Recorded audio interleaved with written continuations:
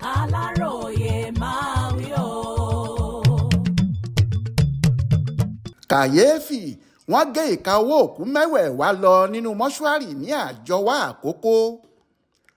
Ọ̀nà tí ìka owó òkú olóògbé Kẹ́mi Adúọ̀ṣọ́ fi dàwátì nínú mọ́ṣúárì tí wọ́n tọ́jú rẹ̀ pamọ́ sí nílùú Ajọwa Akoko ṣe ń ṣe àwọn èèyàn agbègbè náà ní kàyéfì títí di bá a ṣe ń sọ̀rọ̀ yìí. Aláròyé gbọ́ pé ní kété tí obìnrin náà kú làwọn ẹbí ẹ̀ ti lọ tọ́jú òkú rẹ̀ pamọ́ sílé ìgbókùúsí tó jẹ́ ti aládàáni náà títí di ọjọ́ tí wọn yóò péjú pésẹ̀ láti ṣẹ̀yẹ ìkẹyìn fún un.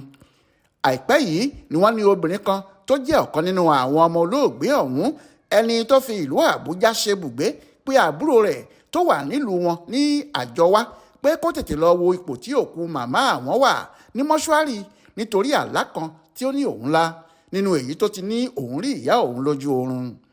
Ariwo ni wọ́n ní ọmọbìnrin tí wọ́n rán lọ wo ìyá òun bẹ̀rẹ̀ sí í pa nígbà tó dé mọ́ṣúárì tí kò bá ọmọ ìka kankan lọ́wọ́ ìyá òun mọ́, gbogbo rẹ̀ ni wọ́n ti gé lọ.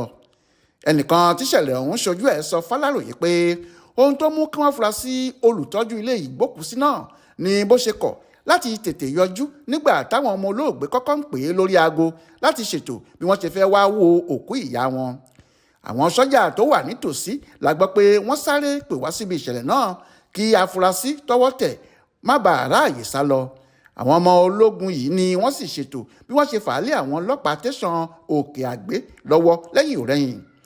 Ọdún kẹta sẹ́yìn rèé tí wọ́n ní irúfẹ́ ìṣẹ̀lẹ̀ yìí wáyé nílé ìgbókùúsí yìí kan náà.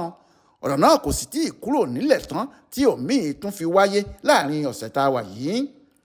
Olúṣèyẹ Iyadé ló ṣàkójọpọ̀ ìròyìn ọ̀hún fún Aláròyé online television.